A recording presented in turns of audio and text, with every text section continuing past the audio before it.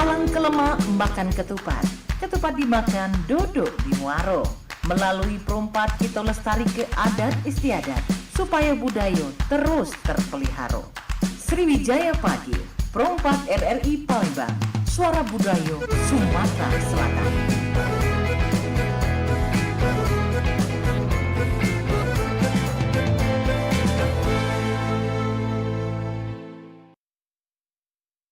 Ayo dulur tetaplah dijaga silaturahmi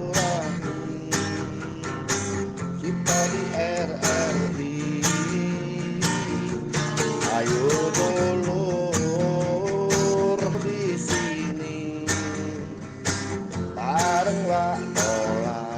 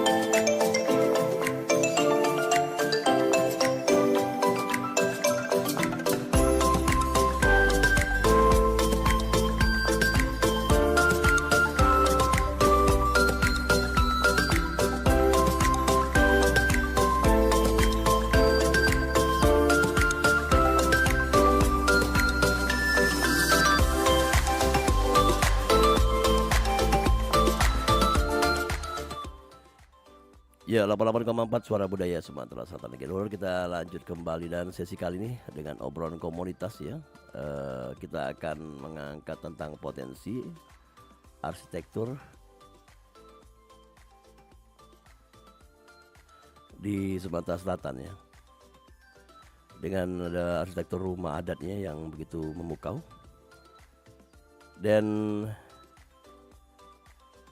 dulu kalau di studio sudah ada hadir narasumber kita yang akan kita ajak ngobrol ya, yaitu ada Dr. Iwan Muraman Ibnu STMT selaku dosen prodi arsitektur Unsri dan peneliti. Ada juga Pak Kristanto Januardi SSMM, beliau kepala BPK wilayah 6 Sumatera Selatan ya, Balai Pelestari Kebudayaan. Dan sesuai tema tadi, potensi arsitektur tradisional Sumatera Selatan yang membahas mengenai interior, eksterior dan juga rumah adat yang ada di Sumatera Selatan. Dan ini ada hubungan juga hari ini akan dibuka pameran atau bentuknya expo. Nantinya bisa kita tanya-tanya apa saja yang ada di acara tersebut sampai berapa hari ke depan. Langsung baik kita bersua dengan narasumber yang sudah hadir. Halo, Assalamualaikum Pak. Waalaikumsalam warahmatullahi. Ini Pak Iwan ini baru pertama di perempat Pak ya? Pertama. Kalau Pak Kris sudah sering Pak, jadi sudah sering sudah familiar dengan mic-nya Pak. Dia tahu bagaimana menghadapi mic-nya. Nah langsung ini kita ngomong mengenai arsitektur. Ya, arsitektur ini jelas rumah, eksterior, interior ya. Dan pernak-perniknya. Dan ini ada hubungan dengan kegiatan dari apa nama Pak? Tema itu? Sambiang rame ya, gotong royong. Ya. Jadi boleh jelaskan di awal Pak, mungkin apa program acara ini? Kalau nanti kita Pak Kris dulu ya, boleh? Iya. Silakan Pak. Terima kasih. Pada tanggal 7 dan 9 sampai dengan 9 November ini kita mengadakan pameran. Biasa kita melakukan pameran pelestarian kebudayaan lah. Dan tahun ini diselenggarakan di OP Mall, seberang dari kota Palembang. Sudah masuk ke Kabupaten Banyuasin sih. Yeah. Kalau beberapa tahun lalu kita menampilkan ada objek pemajuan kebudayaan dan cagar budaya. Kemudian tahun lalu kita juga menampilkan warisan raso, kuliner.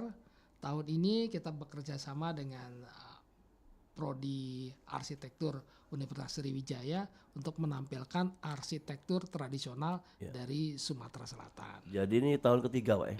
Insya Allah ya tahun ketiga. Jadi pertama pemajuan kebudayaan, yang kedua tadi Warisan raso, warisan kuliner, rasa kuliner, dan kali ini tentang rumah. arsitektur tradisional. Ya. Kenapa dipilih itu, Pak? Ya, kita melihat bahwa ada pengetahuan yang luar biasa sebetulnya di Sumatera Selatan ini tentang ragam arsitektur ya. Karena rumah tempat orang tinggal dari masa lalu sebuah peradaban yang panjang sebetulnya. Bagaimana bisa hidup nyaman di sebuah tempat tinggal yang berasal dari pemikirannya mereka sendiri. Dahulu kita mengenal, kemarin baru aja kita peresmian Museum Gua Harimau ya. Awalnya kan manusia tinggal di gua-gua zaman prasejarah Di dulu. pucuk pohon. Iya. Kemudian akhirnya punya kemampuan mengolah pohon gitu, mengolah dahan untuk menjadikan rumah. Tidak cukup itu, mereka bahkan akhirnya sampai menghiasi rumah itu dengan keindahan. Ini mungkin di mana, Pak? Di Sumatera Selatan sendiri atau mana? Mungkin Sebenarnya gini, kalau kita melihat konteks Sumatera Selatan itu memiliki jumlah suku bangsa yang paling banyak di Sumatera. Nah, suku bangsa inilah yang menghasilkan tradisi, menghasilkan budaya. Salah satunya adalah rumah sebagai hasil dari produk budaya yang bertradisi lama gitu loh. Jadi hasil yang kita lihat sekarang ini adalah hasil dari proses yang cukup lama. betul. Nah, bagaimana nenek moyang kita beradaptasi dengan iklim, beradaptasi dengan kondisi sosial ekonominya, dan juga bagaimana proses itu membuat mereka nyaman, mereka bisa tumbuh. Secara garis besar, rumah tradisional di Sumatera Selatan itu dibagi menjadi dua. Ada ulu dan ada iliran. Kalau dulu memang Sumatera Selatan memiliki konsep arah ya, konsep yang ada pusatnya adalah Palembang, sekitar Palembang itu adalah iliran. Kalau kita naik ke gunung itu uluan. Berkaitan dengan mungkin tarikannya adalah sungai. Nah, karakter rumah itu sangat dipengaruhi oleh alam tadi. Bagaimana Palembang dengan rawa, Oh ya betul. kemudian akan berpengaruh kepada mereka punya ketinggian kolong yang cukup untuk mengatasi pasang surut dan sistem pembenaman di bumi untuk pondasi. Tapi hal berbeda kita akan lihat di pegunungan, daerah Basema, Ranau. Mereka bahkan tiangnya tidak masuk ke tanah.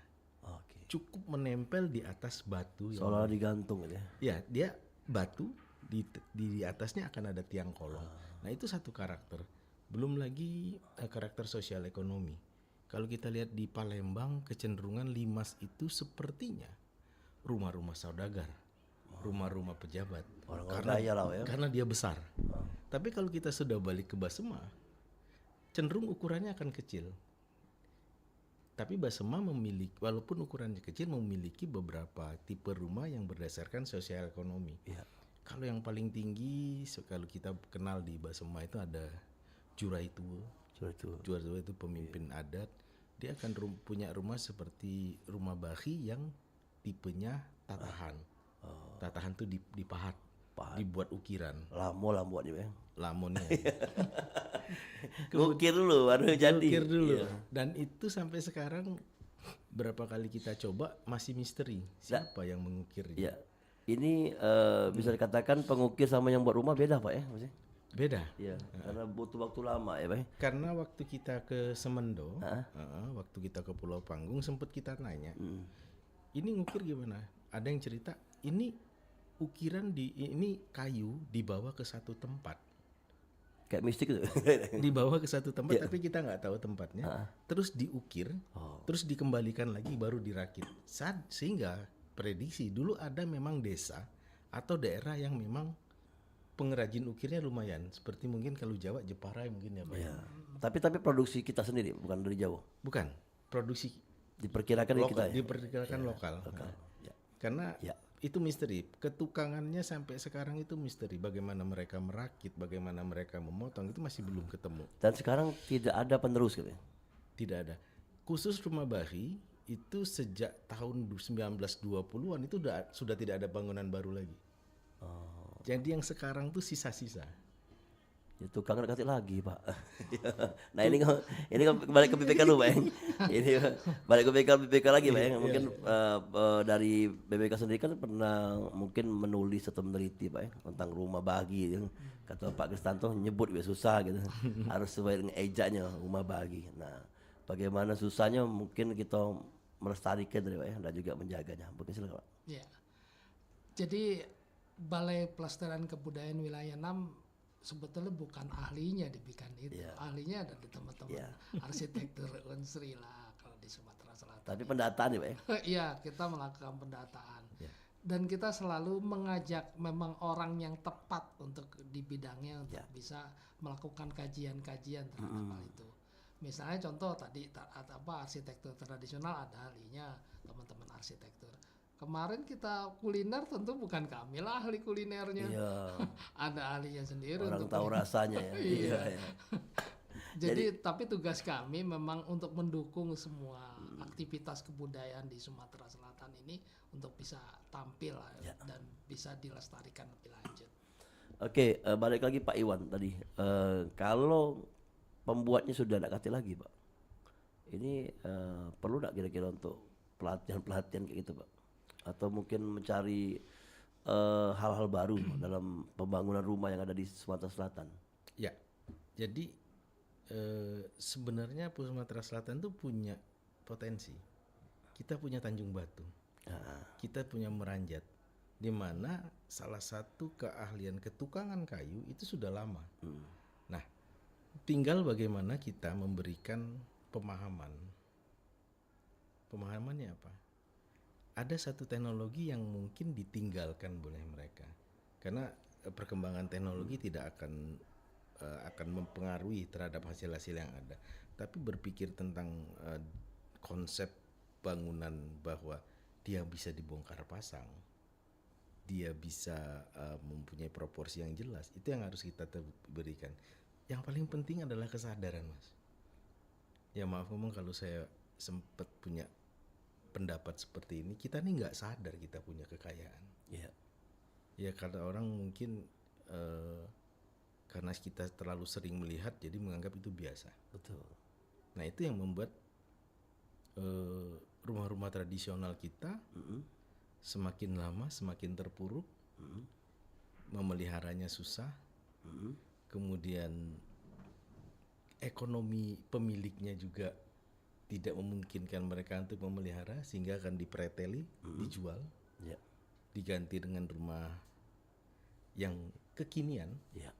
Karena satu waktu, tapi bukan di Sumsel, saya pernah ke Kenali di Lampung. Di situ adalah ada satu-satunya rumah tradisional, itu Lamban Pesagi. Pemiliknya bilang apa? Bapak datang ke sini sebagai arsitek melihat rumah ini indah, tapi saya merasa rumah ini adalah keterbelakangan bagi saya. Ekonomi saya tidak berkembang. Saya berada dijebak di masa lalu. Sehingga apa? Mungkin 2-3 tahun lagi rumah ini akan saya mutilasi. Akan diganti. Nah, jadi itu yang memang menjadi sesuatu yang harus kita pikirkan bersama. Secara gotong royong tadi Pak Kris. Dengan berbagai keilmuan, dengan berbagai peran. Bagaimana rumah tradisional kita ini mampu bertahan. Jadi gini Pak, mungkin motong dikit. Kalau di satu tempat kemarin di Pagalan juga pernah kita lihat, di situ ada banyak 20-an rumah. Itu mereka ada buat desa wisata gitu. Desa wisata. Apakah itu bisa menjadi solusi untuk penghasilan orang-orang sana juga kan? Jadi benar. Ya. Jadi ada hubungan dengan pemerintah juga nih Pak yang mengembangkannya. Harus ada itikat baik. Jadi gini, jadi mungkin dalam tanda petik ya kita menjual, menjual tanpa harus memindahkan. Homestay, desa wisata itu benar-benar hal yang memang bisa membantu karena efeknya ke masyarakat. Tapi tadi bahwa informasi hal yang memang sangat penting untuk disebarkan. Kenapa kami di Unsri memiliki satu obsesi, kita akan jadi database rumah-rumah tradisional se-Sumatera. Itu bentuk digital Pak ya. Digitalisasi, kemudian juga alhamdulillah tahun ini saya sempat ngomong, wah ini satu muara nih, kita bisa ekspos bareng bareng BPK, karena kita sudah hampir 10 tahun serius gitu. Dan kita juga mengajak para mahasiswa dalam tanda petik kita paksa untuk tahu.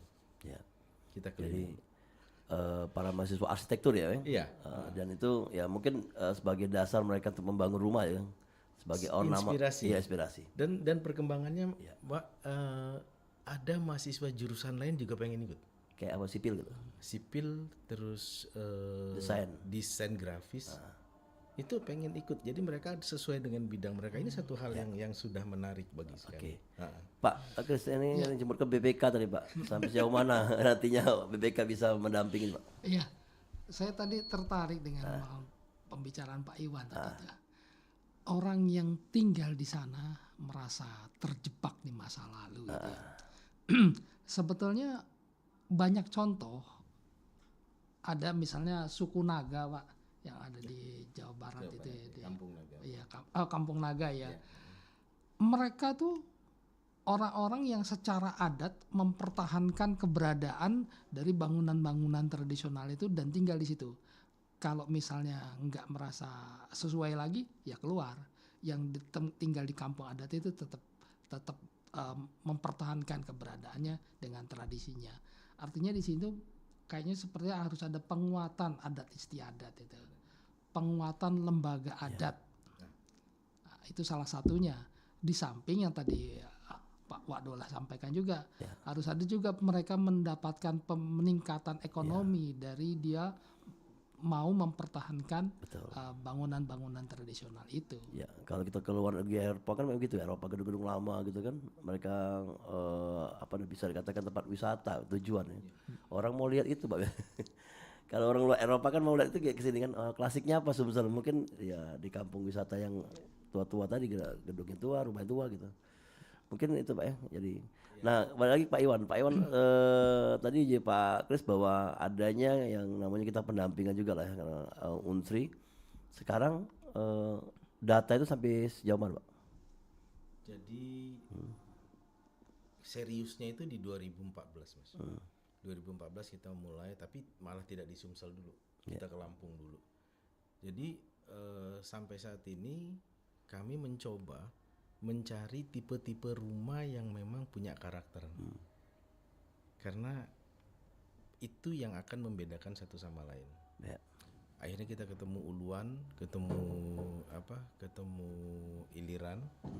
Kemudian dan kita mencoba berangkat mensurveinya atau menentukan itu dari suku. Bukan batas administrasi. Kita tidak bisa mematok bahwa Lubuk Linggau punya nih rumah tradisional, nggak harus punya. Bahkan rumah Bari itu dimiliki oleh 3 wilayah. Di mana Pak? Pagaralam, Kota Pagaralam, Lahat, dan Muara Inim. Tipe rumahnya sama. Tapi yang mungkin dari daerah lain yang berbahasa sama Pak, kayak di Oku kan ada ya, Oku Timur, Oku Selatan. Oku malah kaya. Oku sendiri punya namanya rumah Oku Induk, itu punya lamban Ulu Ogan. Oku Timur punya lamban Cara Ulu. Oku Selatan punya lamban Tuha. Oku kaya.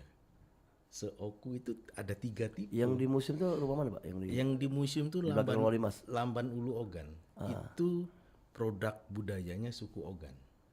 Dan suku Ogan itu adalah salah satu suku yang berkembang dari suku Basema. Termasuk Semende. Semende itu juga dari Basema induknya kemudian. Nah, kami men-tracing itu berdasarkan ke sukunya dulu. Karena suku akan menghasilkan sebuah produk budaya, salah satunya rumah.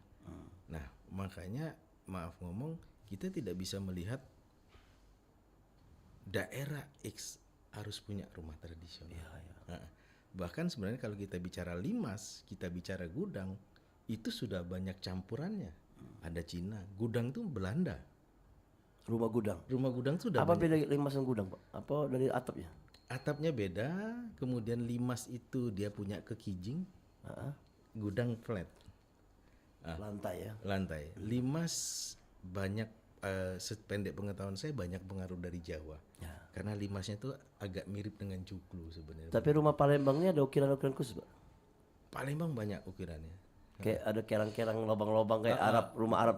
Ya itu ventilasi, kemudian juga ada pagar tenggalu dan segala macam. Kajian limas sudah banyak sekali dilakukan. Tetapi kalau saya pribadi melihat limas itu mixing dari beberapa budaya. Masuk Cina, Melayu masuk. Tapi kalau mau kita lihat ori, kita ke Uluan. Oke. Ini menarik Pak Gresya, kita ngomong masalah baru rumah nih Pak. Iya. Belum isinya rumah gitu. Antara interior eksterior dan kursi-kursi dan mungkin alat-alat yang keramik atau gitu. Tapi kita break dulu, kita bakal sesi kedua nanti, dan yang pastinya membahas mengenai bentuknya expo ya Pak ya. Pameran. Pameran yang nantinya akan memamerkan 9 rumah. 9 tipe rumah. Kita akan tanya rumah apa saja dan yang pastinya apa saja acaranya. Ya, kita akan kembali setelah yang berikut ini.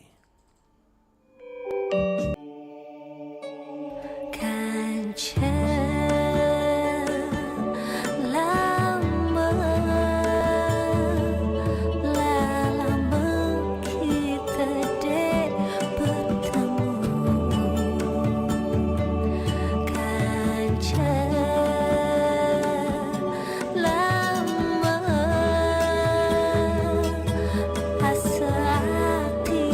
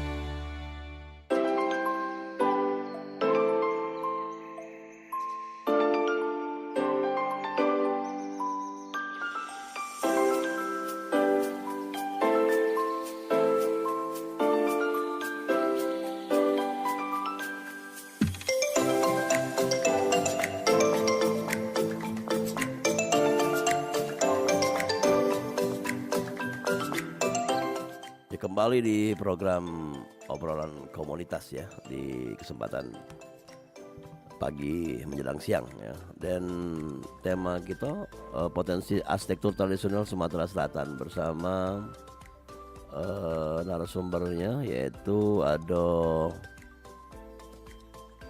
Pak Dr. Iwan Muraman ya, Ibnu ya. Dan juga ada Pak Gustanto Januardi selaku Kepala Balai Pelestarian Kebudayaan Wilayah 6 Sumatera Selatan. Bahasan kita tadi mengenai rumah atau arsitekturnya tradisional yang ada di Sumatera Selatan dan yang akan dipamerkan. Dan ini kita belum masuk pameran nih Pak ya. Kita masih membahas tadi mengenai rumah dan pertukangan. Ini menarik karena menurut Pak Iwan katanya tukang sudah ganti lagi. Terus uniknya dibuat di mana zaman dulu kan, tempatnya khusus di mana apa? Karena pada zaman Bingen mungkin bukan dibuat di lokasi. Kalau mungkin sekarang bisa dibuat lokasi kan, dipasang kan. Nah, dulu ada tempat khusus. Nah menurut Bapak ini bagaimana cara melestarikan tukang sendiri Pak? Ya, jadi salah satu kendala kita adalah kemisterian bagaimana rumah itu terwujud. Karena bolak-balik kalau kita tanya ini tukangnya siapa, yang pernah saya tanya tuh gini Pak, di atap itu ada nok atau bubungan. Kalau di rumah Bahi itu panjangnya bisa 10 sampai 12 meter, diameternya bisa 20 sampai 30. Saya pernah tanya, ini cara ngangkatnya gimana ke atas? Nggak bisa jawab. Jawabnya akhirnya mentoknya ke Pak Kris, ini puyang kami kemarin yang ngangkat. Dengan kesaktiannya Mistik. ke arah situ. Sebenarnya secara kita bisa logikakan ya bagaimana. Ya zaman mereka belum kerek kan Pak, belum ada derek kan. Belum ada krin, belum apa, belum ada. Tetapi tidak lepas mungkin dengan apa ya? Dengan gotong royong tadi untuk ngebangunnya. Karena beberapa hal yang harus kita lakukan adalah untuk salah satu menunjang pelestariannya adalah bagaimana bangunan itu dirakit. Akhirnya kami dari Unsri mencoba untuk mensimulasikannya dengan gambar yang ada, dengan sambungan yang ada. Oh dia wujudnya seperti ini. Ya. Walaupun mungkin tidak original seperti mereka karena kita nggak dapat teknologinya, nggak dapat sumbernya. Ya. Nah itu satu. Yang paling penting bagaimana kalau menurut pribadi saya, bagaimana melestarikannya itu berangkat dari dokumentasi. Ya. Dokumentasi di foto, diukur, digambar digital, dibuat miniaturnya, kemudian dibuat mungkin langkah selanjutnya kita akan pakai VR. Dengan teknologi kita akan buat mereka seolah-olah kita akan masuk ke dalam bangunan itu. Nah, jadi kalau kami dari akademisi seperti itu berpikirnya, karena tidak punya kekuatan untuk ke physically gitu loh. Dari sejangkau Bapak yang lihat atau juga mungkin dari hasil penelitian Bapak tuh, desain rumahnya sama atau mungkin ukuran sama atau ada beda-beda? Beda-beda. Sesuai pesanan namanya? Ya kita bicara uluan dulu. Uluan itu Gumabahi itu paling kecil, paling sederhana, sehingga hipotesa awal ya ini masih harus dibuktikan bahwa Rumah Bahi adalah DNA-nya arsitektur Sumsel daerah Uluan. Karena dari sini akan berkembang ke Lamban Ulu Ogan, kemudian ke Lamban Cara Ulu, ke Lamban Tuha. Lamban Tuha lebih besar, Lamban Cara Ulu lebih besar. Karena bisa saja secara ekonomi mereka lebih tinggi. Tetapi sistem strukturnya, bagaimana mereka membagi bawah, tengah, atas, itu mirip. Ya. Tapi ada rumah yang ini Pak Kris ya, rumah yang 1000 tiang ya. Itu mana Pak Kris? Ini mungkin beda dengan ya. Itu masuk dalam 9 rumah enggak? Enggak, gambarnya. Enggak. Karena mungkin buat miniatur banyak 1000 tiang. Gimana? Saro motong tiang. Gimana Pak? Iya. Salah satu pelajaran dari kita di arkeologi sebetulnya mempelajari juga arsitektur, bahkan yang lebih tua ya, arsitektur candi dan sebagainya. Kita sering mendengar, kita sebut legenda-legenda itulah, itu pakai kesaktian dan sebagainya. Mistik lah ya. Tapi kalau kami juga diajarkan oleh dosen-dosen kami, guru-guru kami itu harus tetap menggunakan yang pakai teknik seperti biasa lah tadi, pakai pengait, kemudian dikeret dan sebagainya. Bahkan yang sampai ya kita mengenal misalnya Candi Prambanan yang tinggi menjulang itu, naruh batu besar di atasnya itu gimana? Ada beberapa hipotesa itu di arsitektur candi ya. Itu antara lain pertama ketika menyusun dari bawah itu ditambahkan misalnya selain pakai peranca ya, ada juga yang punya kajian ditambah tanah di sekitarnya sampai naik tinggi menjulang, kemudian baru diukir dari atas untuk turun ke bawah. Walaupun ada yang mengajukan hipotesa pakai peranca kayu pada zaman dahulu. Kalau kayu-kayu berukuran besar memang sangat banyak di arsitektur tradisional di Indonesia tuh. Luar biasa, saya pernah menjumpai beberapa masjid kuno dengan kayu yang luar biasa. Sikok batang, Sikok batang untuk jadi tiangnya. Jadi tiangnya itu pasti usaha keras luar biasa. Kalau kita pakai cara yang rasional ya, bukan pakai cara tadi. Berapa orang yang akan menegakkan si tiang ini, memasang kayu besar di atas. Nggak apa-apa sih Pak, dicoba-coba aja yang pakai sebuah pemikiran-pemikiran. Simulasi tadi. Simulasi tadi. Tapi itu memang rasional ya. Pakai model modern ini kan. Logika ya. Sekarang modern ini bagian logikanya gitu. Jadi balik ke ukiran Pak, ukiran tadi. Itu beda-beda Pak ya? Beda-beda. Ukiran beda-beda, perletakannya juga beda-beda. Yang agak sulit kita adalah mencari maknanya. Ada simbol-simbol. Simbol-simbol apa itu yang secara. Tapi bukan kegiatan, bukan data dari arsitektur kalau simbol. Itu balik lagi ke mana? Masuk juga? Masuk juga. Jadi kalau kita namanya ornamen. Ornamen. Salah satu simbol ada ornamen adalah orang yang lebih kaya, dia akan punya rumahnya akan lebih banyak ornamen. Simbol. Tapi simbol dari ornamennya itu yang masih mungkin perlu kajian sendiri. Ya betul. Rata-rata memang dari alam. Kemudian juga kalau di rumah Bahi memang kita tidak menemukan seperti simbol hewan, sehingga ada yang mengkaitkan dengan Islam. Nah tapi itu memang butuh satu kajian tersendiri. Di rumah Bahi khususnya ada yang namanya bubulan. Bubulan itu satu ukiran bulat, lingkaran penuh di tengah rumah dan di pintu. Dan itu juga masih banyak yang harus kita kaji. Mendala Kencana, Mendala Kencana. Mandalika. Mandalika ya. Iya, Mandalika. Dan saya tertarik tuh Pak Kris dengan saya ceritain itu, sampai kepengen punya tempel di rumah. Dan nanti kalau Wak Dolah ke pameran ada tampil lupa ya sekitar 18 desain. Ada. Kencana Mandalika sudah kita buatkan. Boleh. Kita buat dalam satu banner. Ya kita ya tadi Pak, saya ketemunya bukan di Indonesia Pak. Saya ketemunya di museumnya Belanda. Itu yang menjadikan sekali ya. Jadi orang luar udah duluan gitu. Walaupun kita berselancar di dunia maya. Waduh, ini saya sepanjang survei ke Pagar Alam Basema paling 3-4 tipe. Begitu lihat website mereka ada 17 yang beda dengan yang ada di kita. Jadi ada yang hilang Pak. Yang itu nggak ketemu yang 17. Iya, maksudnya mungkin nggak ada lagi, mungkin terjual di luar gitu. Bisa itu, dan dari hasil fotografi itu mereka bukan foto, tapi seperti lempengan kayu yang dibuat replika kalau menurut saya. Pak. Nah itunya, ya jadi ada satu yang kemarin sempat saya bilang, kok kita belajar diri kita dari orang lain ya? Kenapa kita belajar kita itu dari orang lain? Harusnya kita sendiri. Harusnya kita yang memberikan pelajaran ke orang lain. Iya betul. Itu makanya itu ya alhamdulillah.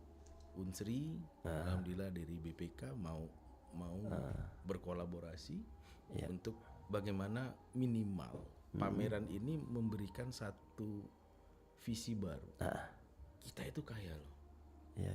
Masalah nanti ke depannya seperti apa itu nanti. Jadi kalau menurut saya pribadi penyadaran dulu Pak.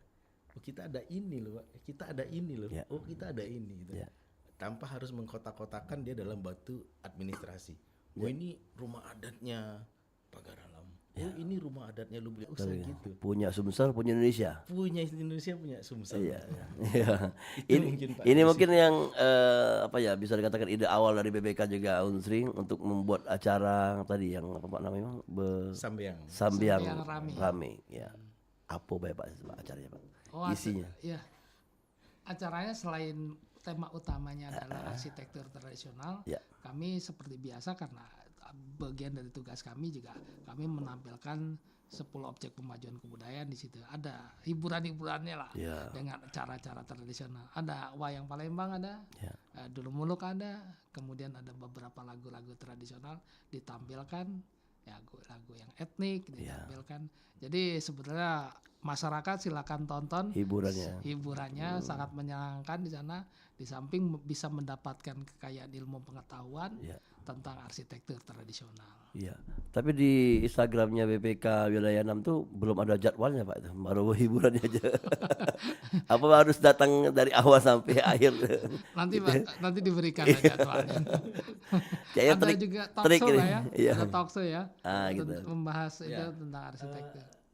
Kalau hari ini yang Iwan tahu ada wayang. Yang Ada Dul Muluk ya saya Pak ya, di akhir Dul Muluk. ya, karena pendengar kita pengen tahu nih, lu ada yang hobi wayang nonton wayang tuh. Iya. Ada di hobi Dul Muluk nonton Dul Muluk. Jam berapa belum tahu nih. Iya, nanti. Enggak, kalau kita mungkin Pak Kris maunya ayo dari jam Iya. 10 pagi karena sampai jam 9 malam ayo nongkrong di situ. karena banyak yang bisa didapat ya. Iya. Iya. Iya.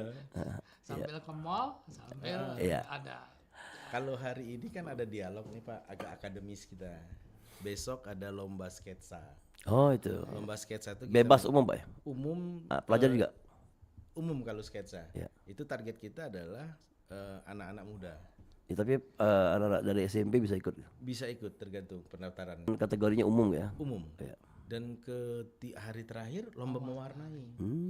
Jadi anak-anak SD TK dan orang tuanya akan datang untuk lihat. Jadi memang kita mencoba Pak Krisnya untuk menyasar semua kalangan, segmen masyarakat di kegiatan ini. Dan bukan hanya pameran kosong kita melongok lihat objek, enggak. Dihibur oleh 12 Pak. 12 penampil yang dibagi 4 penampil setiap harinya. Ya. Pak ini aku pengen nanya juga kan punya rumah dulu Pak ya, sama kayu. Iya. Ya mungkin gudang sih tadi versi gudang juga. Sekarang udah jadi di semen kan. Terus rumah-rumah lama tuh kan kalau rumah khususnya yang di Uluan Pak ya, itu kan tidak tanpa pewarna Pak ya. Atau mungkin dikasih kayak solar gitu Pak. Jadi biar awet apa gitu Pak. Itu yang benar Pak ya? Jadi gini, material kayu yang dipakai itu sudah luar biasa nenek moyang kita memilih. Jenis kayunya adalah jenis kelas 1, kelas awet. Kemudian ada aturan-aturan dari kayu yang nggak boleh dilanggar. Misalnya, tidak boleh memakai kayu dari pohon yang terlilit akar.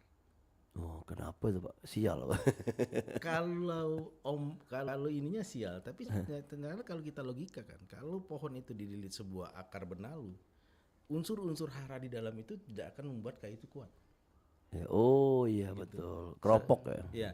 Kemudian tidak boleh mengambil pohon yang habis disambar petir, wajar. Ya jelek. Jelek deh. Jadi ada beberapa aturan yang memang dikaitkan dengan mistik, tapi kita coba logikakan, oh iya. Ya. Tapi kalau di Besema Pak, dia mengambil pohon, itu dia harus menanam juga. Ada yang lempar bibit kalau masuk hutan. Ya. Itu ada saya baca di laman internet tuh. Ya. Jadi sambil ke hutan dia bawa bibit pohon pada masa itu kan. Sampai sekarang juga masih diteruskan. Iya. Jadi kalau mengacu ada beberapa ini kegiatan di Jepang Pak ya. Ya. Mereka kalau merenovasi rumah tradisional yang membutuhkan kayu, mereka tuh sampai memelihara pohonnya itu dulu dari masih kecil sehingga nanti pada masanya itu akan dipergunakan.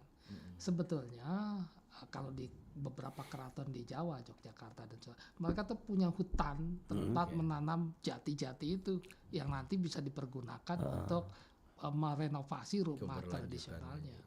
Harusnya di kita juga seperti itu. Bukan untuk industri tapi untuk yang tadi yang khususnya mungkin ada ini Pak ya. Kita belum punya pemukiman rumah Uluan atau pemukiman rumah Palembang kawasannya. Belum.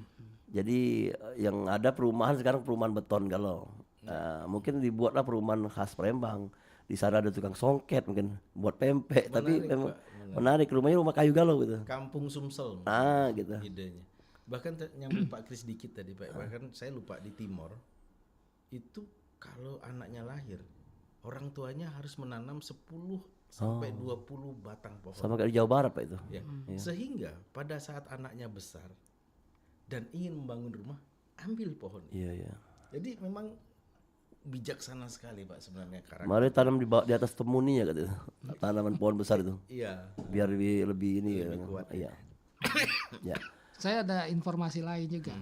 Beberapa waktu lalu pernah menjadi tema pembicaraan di tingkat nasional, yaitu tentang masalah kebakaran rumah tradisional.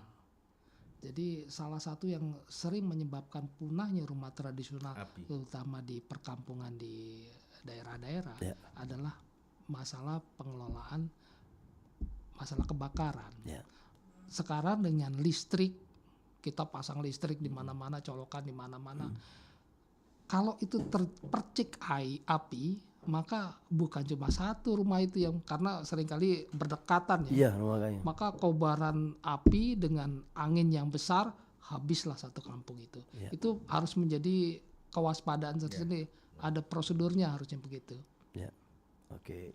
Ada aturan-aturannya Pak ya, Ya, untuk memasang listrik tadi. Betul. Tidak sesuai dengan apa ya, kalau misalnya pasang gitu ya. Terbuka listriknya udah selesai.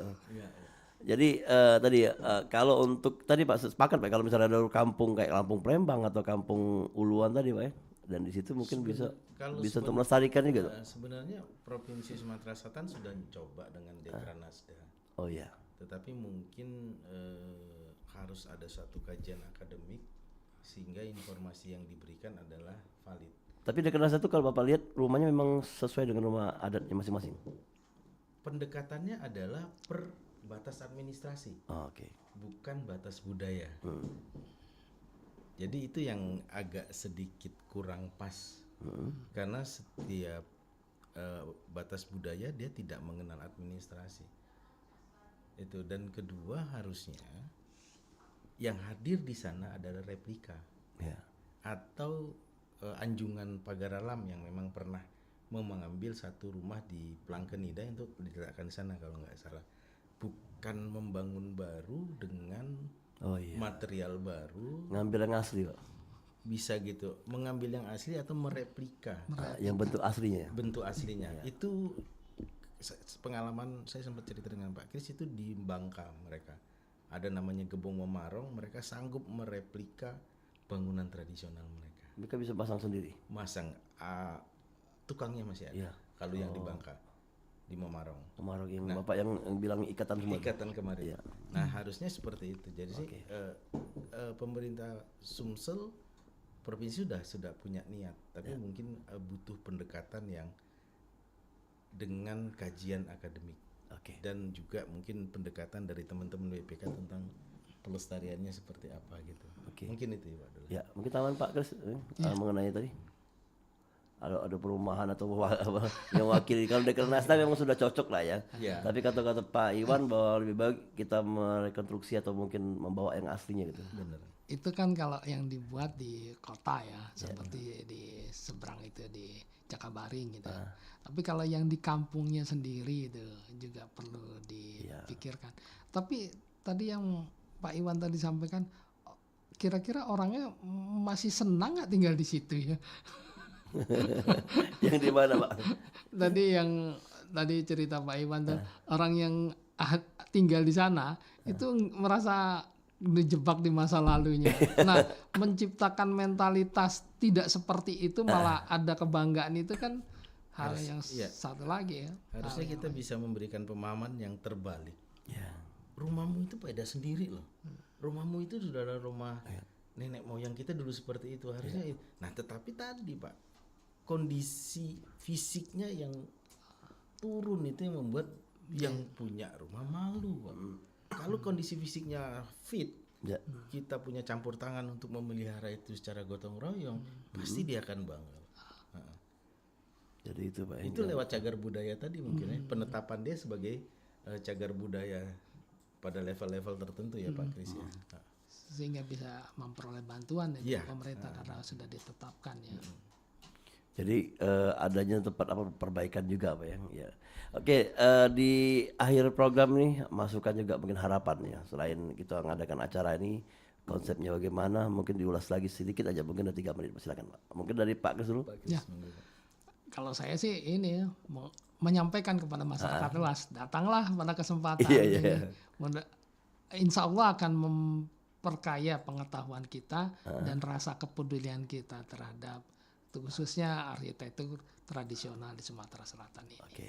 Di Pak Iwan. samping ada hiburan-hiburan Betul. menarik lainnya. Itu tambahannya. Mungkin kalau dulu yang apa kayak raso tuh Pak. Ya. Apa namanya? Warisan Warisan rasa. raso itu ada souvenir bentuk cap pempek tuh Pak. Bukan souvenir, memang bisa dicicip. Ini ada yang gantungan kuncinya Pak. Oh iya. Yang dari Sulaman itu ya. Ya itu mungkin menarik juga kan kalau para pengunjung dikasih gitu. Dan ini mungkin ada hal-hal apa yang bisa ditambah di pameran kali ini. Silakan Pak di arsitektur. Jadi kami di sini sebenarnya dari Unsri saya sudah bilang kemarin bahwa ini adalah muara bagaimana apa yang kita lakukan itu bisa dilihat masyarakat. Kita berharap masyarakat tahu, masyarakat bisa sadar akan potensinya sendiri, potensi kekayaan kita dan ke depan kita akan mendapatkan mendapatkan sesuatu bahwa kita ini punya budaya loh yang memang bisa menjadi identitas kebanggaan. Mungkin satu sedikit bicara Kumabahi itu adalah salah satu identitas Basema. Begitu Kumabahi hilang, Basema akan kehilangan identitas. Dan sekarang pemerintah daerah lagi sibuk mencari identitas. Iya. Sebenarnya nggak capek-capek Bang. Nggak jauh-jauh ya Nggak dekat situ. jauh-jauh, deket situ lah. Iya. Jauhilah rumah tradisional, carilah dari situ identitasnya. Itu mungkin Pak. Jadi sedikit kita belajar tuanya rumah tradisional itu adalah petuah bagi kita. Oke, itu filosofisnya bagus sekali. Itu Pak kira-kira. Iya, terima kasih Pak Iwan dan Pak Kris ya.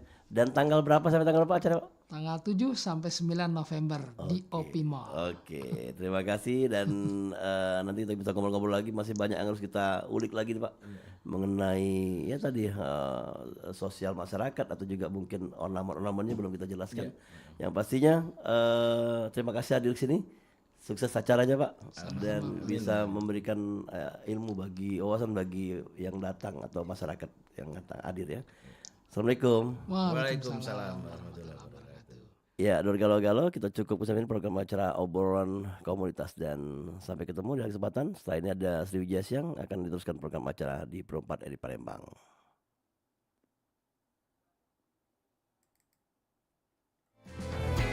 Alang kelema makan ketupat. Ketupat dimakan dodok di muaro. Melalui Pro 4 kita lestari ke adat istiadat supaya budaya terus terpelihara. Sriwijaya Pagi, Pro 4 RRI Palembang, suara budaya Sumatera Selatan.